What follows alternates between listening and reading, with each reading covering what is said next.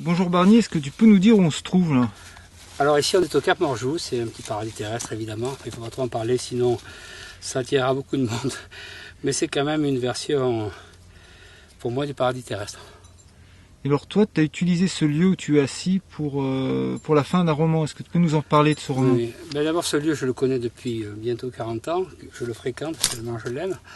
Et effectivement j'ai écrit un petit roman qui débute dans le Verdon, qui s'appelle Meurtre au Verdon, qui met en scène le milieu de l'escalade provençale, et verdonesque et marseillais, et qui se termine ici, là où on est, au Cap Morjou.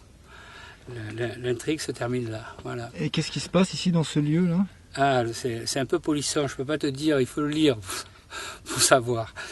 Mais disons que l'idée de ce roman, ça m'est venu. Vous avez peut-être lu Meurtre au sommet de José Giovanni, qui se passe au Dru et à Chamonix.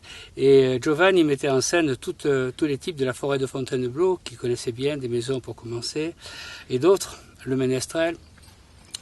Et je me suis dit qu'avec tous les caractériels et toutes les figures de l'escalade provençale, il y avait de quoi, sans toutefois les dépeindre totalement, au moins s'appuyer sur des personnages pour en faire des clones et pour en faire des personnages de romans. Donc c'est un roman effectivement à clé. Quand tu connais le milieu provençal, tu arrives à reconnaître des visages. Enfin, ceci dit, c'est totalement imaginaire. Et on grimpe beaucoup dans ce roman? On grimpe un peu, ça démarre dans, je te dis, dans les gorges du Verdon. Et puis après, ça se passe un peu dans les quartiers nord de Marseille. Et on finit par atterrir dans les Calanques. Voilà. Est-ce qu'il faut en dire plus? Je ne sais pas. Ce livre, tu l'as édité où? Eh bien, ce sont les éditions Parole, qui sont provençales. Jean Darro, qui dirige ces éditions, travaille au parc régional du Verdon, pour pas longtemps encore.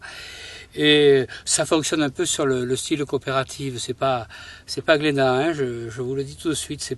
C'est une toute petite édition qui édite des romans locaux, quoi. Très sympathique.